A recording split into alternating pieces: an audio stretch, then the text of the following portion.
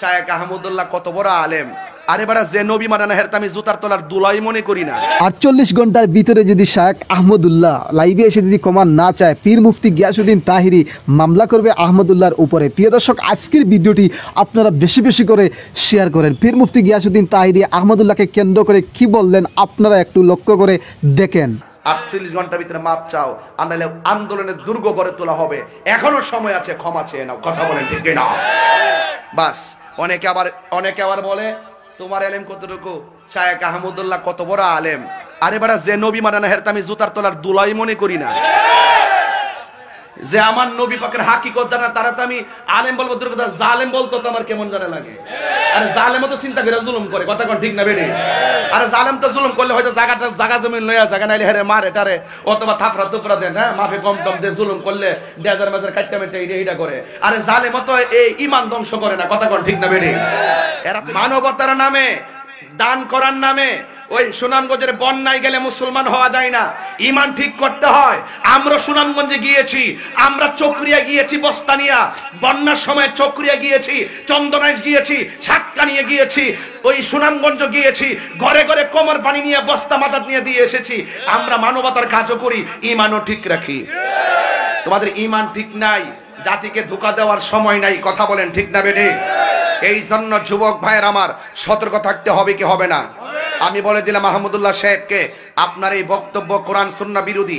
রসুল বলছেন আল্লাহ আদম এবং হাওয়ার, আদমের যখন কোনো অস্তিত্ব নাই, কোনো কিছু নাই, তখনই আমি নবী হিসাবে ছিলাম। আর আপনি বলতেছেন 40 বছর তো তিনি নবী, এর আগে 40 বছরে নবুয়তি পাওয়ার পর তিনি নবী হইছেন, এর আগে নবী ছিলেন না।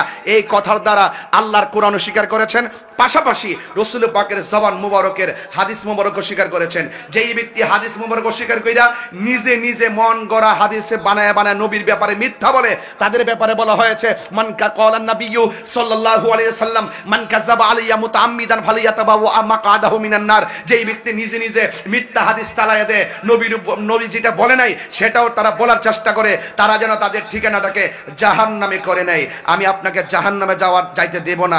আমি আপনাকে বলবো তওবা করে ফিরে আসুন। কথা বলেন ঠিক না বেরিয়ে? আপনি তওবা করে ফিরে আসুন, আপনি জাতির কাছে ক্ষমা চান। আমি 48 ঘন্টা সময় দিলাম। আমার নবীর বিরুদ্ধে কথা বলেছেন, আপনি নবীদ্রোহী কথা বলেছেন, আপনি ধর্মদ্রোহী কথা বলেছেন, আপনি সত্যদ্রোহী কথা বলেছেন, আপনি কোরআন দ্রোহী কথা বলেছেন। কথা বলেন ঠিক কিনা? আমি মাননীয় প্রধানমন্ত্রীকে বলবো, এই সমস্ত কিছু জাহেলে মুরাক্কাব নায়েবে শয়তান আছে, যারা গোপনে গোপনে স্বাধীনতা বিরোধী, যারা তাদের সাথে হাত মিলিয়ে চলাফেরা করে, এদেরকে কখনো বিশ্বাস করবেন না। এরা স্বাধীনতা বিরোধী এবং মুক্তিযুদ্ধের চেতনার যারা বিরোধী, তাদের সঙ্গে গোপনে গোপনে হাত মিলিয়ে তাদের মানবতার নামে কোটি টাকা হাতিয়ে নিয়ে তারা নিজেদের এজেন্ডা বাস্তবায়ন করার জন্য মাঠে নেমেছে। আপনি নাক কান চোখ খোলা রাখুন এবং তাদের বিরুদ্ধে আইনে অ্যাকশন নেওয়ার দরকার আছে। কথা বলেন ঠিক না? আহমদুল্লাহদের সাথে আহমদুল্লাহরা যারা আছেন তারা হলো বুবা শয়তান। আমি আবারও বলি, নবীকে যে মানে না তাকে মানার সুযোগ আমার কাছে নাই। নবীকে নবী হিসাবে যে ব্যক্তি 1 সেকেন্ডের জন্য সৃষ্টির প্রথম থেকে, আমার নবী সৃষ্টির প্রথম, সেই প্রথম থেকে কিয়ামত পর্যন্ত আমার নবীকে যারা 1টা সেকেন্ডের জন্য অস্বীকার করবে, আমি তাকে মুসলমান মনে করতে পারি না।